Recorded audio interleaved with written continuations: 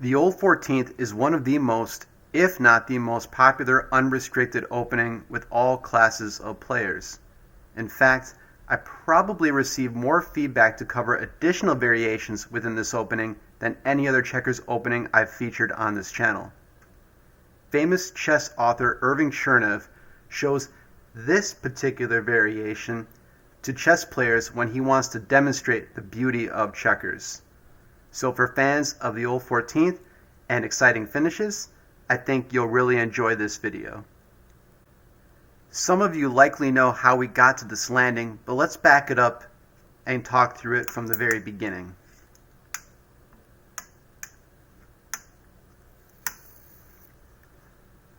So the Old 14th is 11-15, 23-19, 8-11, 22-17, and 4-8. And there's a good reason why it's so popular. It's just a natural development toward the center of the board, creating a strong single column file.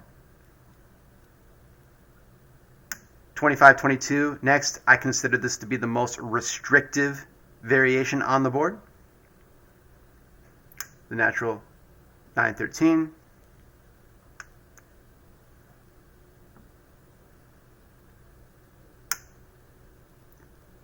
All published play, all natural moves.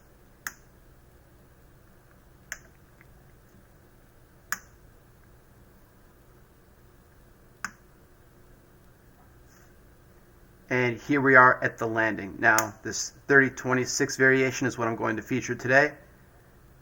30-25 instead is probably a little bit more natural and maybe more popular, but this 30-26 is a really good variation to know. At this point, maybe the most natural move for red is to break up and have this 2 for 2 and the additional jump here, but it's really an even game and kind of lets white out the hook a little bit. So instead of playing that 15-18, 6-9, the cover up instead, white can delay naturally with 32-27. And then red can play this 2-6. Things are starting to tighten up. We're having a little bit more elbow issues here for both sides. So it really makes for some really interesting play. White doesn't have very many options, so it's going to release some of the bind here with 24-20.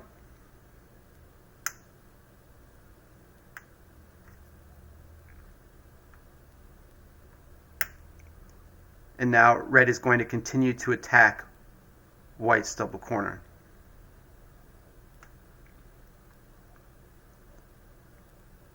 White is going to play 19-16 to release some of this bind here.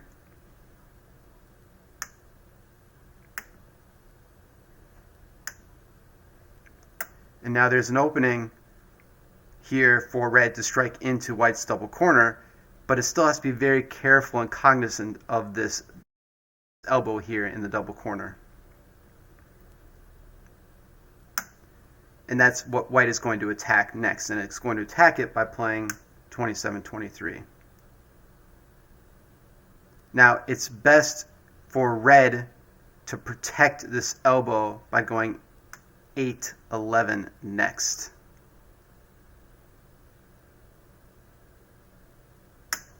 White's going to go 16-12, forcing red to make a play here. 19-24.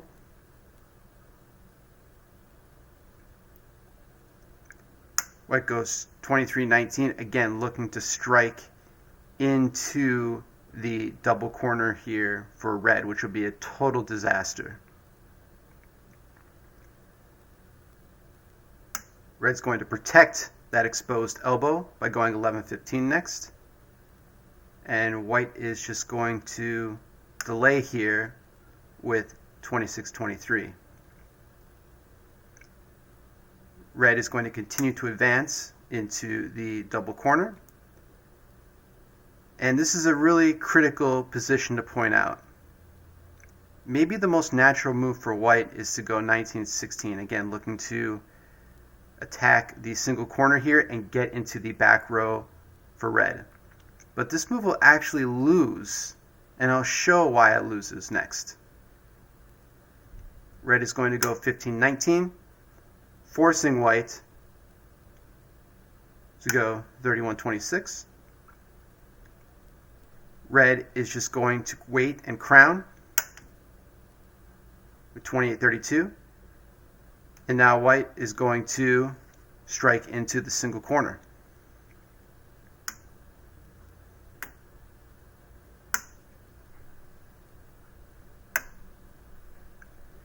And now, instead of moving the piece on 19, going to 24, red is going to move the king here, 27, allowing white to take the jump. And then I'm sure several of you can see this sequence next with 14-18. White jumping, and then taking the double jump and the king.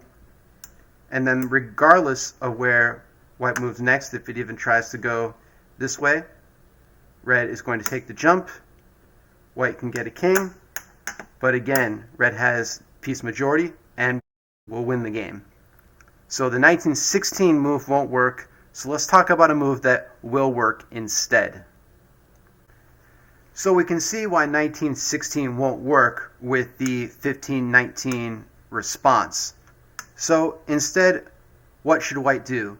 Well, the main strategy that white has in this variation is to attack this elbow in red's double corner. So how it does that next is it's going to allow this piece on 19 to be captured by playing 20-16 first. Red is going to capture, and now white goes 23-19, again threatening to move into the 15 square next to break up this elbow. So what does red do here?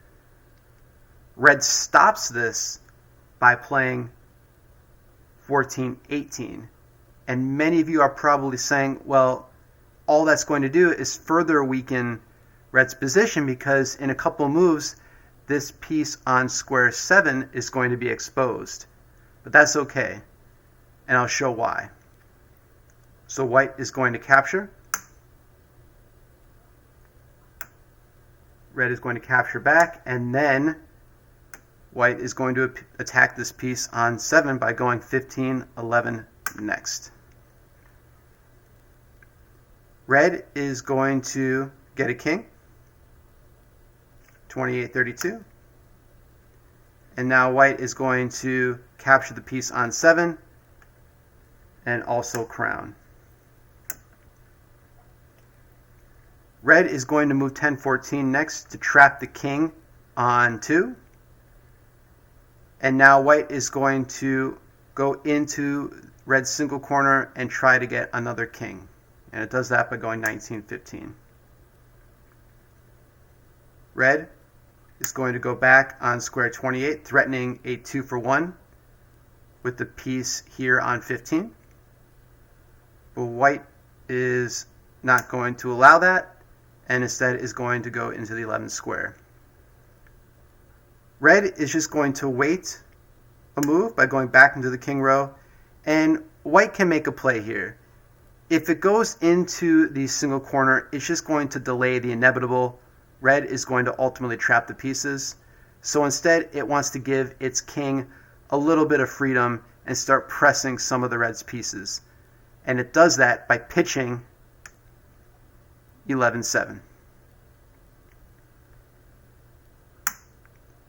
Red's going to capture the piece, and now the white king is going to press behind. And now we have another exposed elbow here.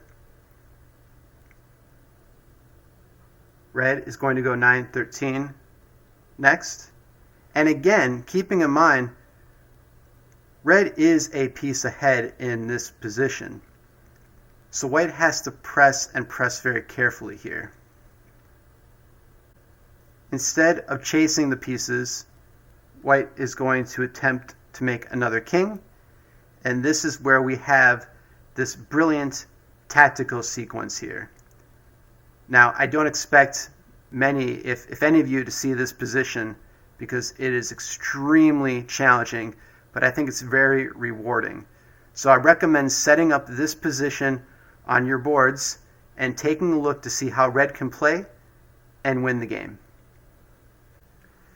Before we go into the coup de grace, let's take a step back and let's talk about if white in fact does press the piece. If the king goes back in square 2, red is going to go 6-9, and then again, if the press continues, then white is going to fall into a 2-for-1 here, as you can see the shot now that red has. So that's why pressing the piece is no good. So let's go into the big finish here. What red does next is it plays 14-17. Now keep in mind that red is a piece ahead, so simply exchanging off 21-14 and then 10-17, red is still a piece ahead and is going to win easily by breaking up the bridge next. So instead, white king is going to capture this piece. Red is going to allow white to jump it back by going 6-10. White jumps there, and now red is going to wait by moving its king 32-28, and now white has to jump 21-14. And now maybe some of you are beginning to see this spectacular finish, but red isn't done pitching yet. It's going to pitch 22-25. And now the big finish, jumping 6 pieces all together with 24-27. And now here we go.